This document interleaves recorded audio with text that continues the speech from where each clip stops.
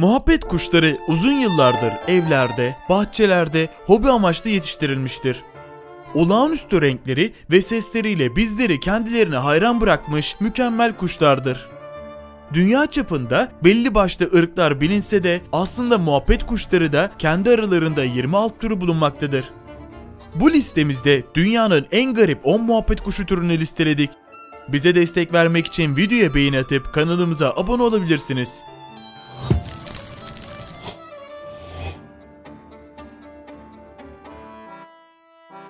On numara Japones muhabbet kuşu. Japonya'da 1960 yıllarında Japones Crates Batkarias adı altında üretilen bir mutasyondur. Uzun yıllar Japonya'da üretimi yapıldı ve yarışmalar yapıldı. Tam tarihi belli olmamak ile birlikte daha sonra Amerika ile türler arası takas gerçekleştirildi ve yayıldı. Hogoromo Batkes yani Japon taşlı muhabbet kuşu olarak kayıtlara girdi. Şimdi dünyanın çeşitli yerlerinde üretimi yapılıyor. Türkiye'de de üretimi yapılıp satışlara başlandı. Fiyatlarının yüksek olması birçok üretici için uzak olsa da beğenilip üretim hanesine katmak isteyenler de çok. 9 numara Jumbo muhabbet kuşu. Jumbo muhabbet kuşları ülkemizde en çok beslenen muhabbet kuşu türlerinin başında gelir. Ülkemizde Jumbo ismiyle anılsa da diğer ülkelerde en çok kullanılan adı şov kuşudur. Başlarında bulunan tüyler neredeyse gözlerini kapatacak kadar uzun ve dikkat çekici özelliğe sahiptir. Boyları yaklaşık olarak 25 santim uzunluğundadır. Bu da bariz olarak diğer muhabbet kuşlarından oldukça büyük olduğunu göstermektedir. Evinizin içinde daima bir ses ve kuş cıvıltısı duymak istiyorsanız Jumbo muhabbet kuşları aradığınız kriterleri sağlayan bir türdür. Oldukça neşeli, şen şakrak bir yapıları vardır. Diğer muhabbet kuşu türlerine göre konuşma yetenekleri daha gelişmiştir. Yeteri kadar üzerine düşüldüğü ve ilgi gösterildiği zaman 1700 kelimeye kadar öğrenebildiği görülmüştür. 8 numara Çekoslovak muhabbet kuşu. Çekoslovak muhabbet kuşu ince uzun vücut yapısı, kendine has kanat ve kuyruğuyla tanınır. Bu muhabbet kuşlarının vücudu ince uzun yapıda ve iricedir. Diğer muhabbet kuşlarına göre boyu daha büyüktür. Kuyruklarında ve kanatlarında bulunan tüyler de oldukça uzundur. Dış görünümünün farklı olmasına rağmen karakter ve davranış olarak diğer muhabbet kuşlarıyla hemen hemen aynıdır. Bu cins muhabbet kuşlarının beslenmesi de diğer cins muhabbet kuşlarındaki gibidir. Muhabbet kuşlarına özel yemler ile beslenen kuşların suları da sık sık aralıklar ile değiştirilmelidir. Ayrıca Çekoslovak muhabbet kuşları da diğer cins muhabbet kuşları gibi bazı zamanlarda kum yemelidirler. Muhabbet kuşu kumu denilen bu kum, muhabbet kuşlarının kursaklarını rahatlatarak çok daha sağlıklı olmasını sağlamaktadır.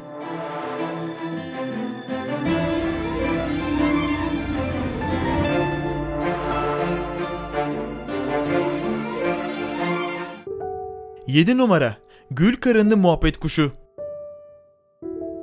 Güneybatı ve Orta Avustralya'da bulunan nadir türlerden birisidir.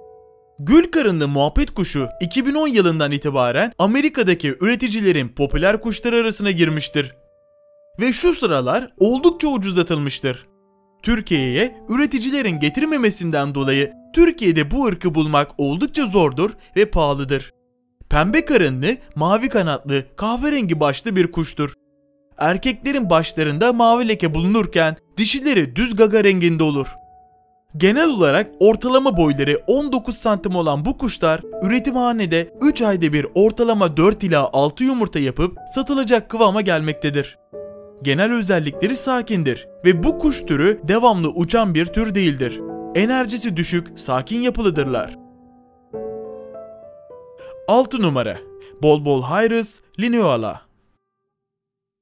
1853 yılında Meksika'da tanımlanmış bir türdür. Türü tanımlayan Pentük Nikola ilk başta onu papağan olarak nitelendirmiştir. Daha sonra davranışları ve yem yemelerinin benzerlikleri açısından Avustralya kökenli muhabbet kuşlarının mutasyonu olduğunu ortaya çıkartmıştır. Bazı ülkelerde papağan olarak bilinmektedir. Ki şunu da hatırlatmak isterim, muhabbet kuşu da papağanın alt türü olan bir kuş ırkıdır. 16 ila 18 santim uzunlukta olurlar. Genel olarak oldukça cırtlak bir sese sahiptirler. Vahşi ortamda 150 kişilik sürüler halinde yaşayan bir kuş türüdür.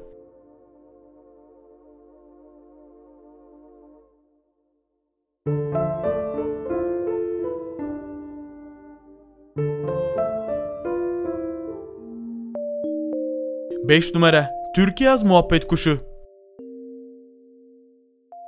Doğu Avustralya'da bulunan bir türdür.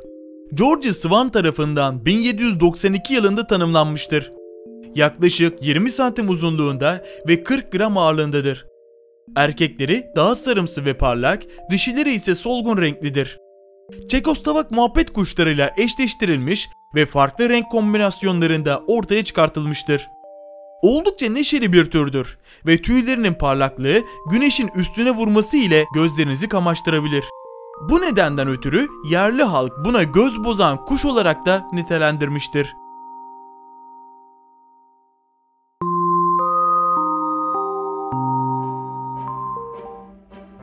Dört numara Güneş muhabbet kuşları. 30 santim uzunluğundaki bu kuşlar genellikle sarı, turuncu ve kırmızı renklidir. Kanatları ve kuyruğu yeşil, pırıltılı hafif koyu mavimsidir. Kuş Kuzeydoğu Brezilya, Fransız Guyanası ve Venezuela'da seyrek ormanlarda, palmiye ağaçlarında, savanlarda yaşayabilmektedir. 2008 yılında nesli tükenme tehlikesinde olan türler arasına girmiştir. Bu kuşlar ufak gruplar halinde yaşamayı tercih etmektedir. Ömürleri 30 yıl kadar olan bu kuşlar yılda 4 ila 6 yumurta yapıp 50 gün kuluçka yattıktan sonra yavruları yumurtadan çıkmaktadır.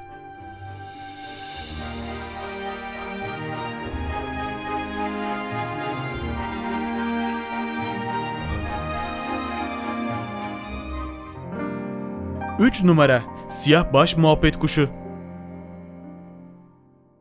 1823 yılında Güney Amerika'da keşfedilmiş bir muhabbet kuşu ırkıdır. Dünyada sadece 20.000 metrekarelik bir alana yayılmış olan bir kuş türüdür. Nüfusları son 10 yılda %30 azalmasına rağmen oldukça faal bir şekilde yaşamaya devam eden kuşlardır. Evcilleştirilmesi zor olduğundan pek fazla rağbet görmezler. Genellikle meyve çekirdekleriyle beslenmeyi seven bir türdür. Elmayı önüne atarsınız, elmayı ortadan ikiye ayırıp sadece içindeki çekirdeği yiyecek kadar titizdirler.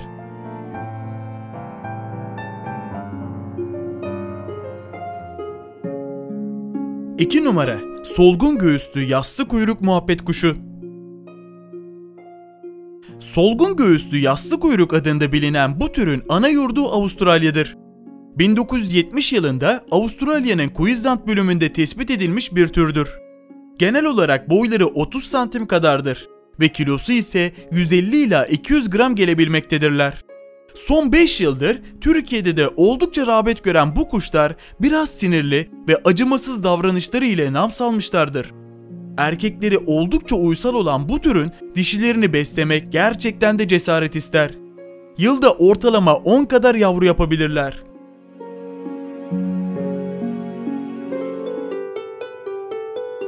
Bir numara Sarı taçlı muhabbet kuşu. Avustralya menşeli bir kuş türüdür. Bir zamanlar oldukça az olan bu tür şimdilerde oldukça çok üremiş ve yayılmıştırlar. Genel olarak adaları tercih eden bu kuşları ana kıtalarda görmek oldukça zordur. Su canlılarını yemekten hoşlanan bu kuşlar meyve yemeyi de sevmektedir. Bu kuşlar habitatlara bağlı olarak çatlaklar, yuva ve ağaç gövdelerine yuvalar oluşturur. Yumurtaları beyazdır. 25 gün kuluçka süresi vardır ve yavrunun yuvadan çıkma süresi 2,5 aydır.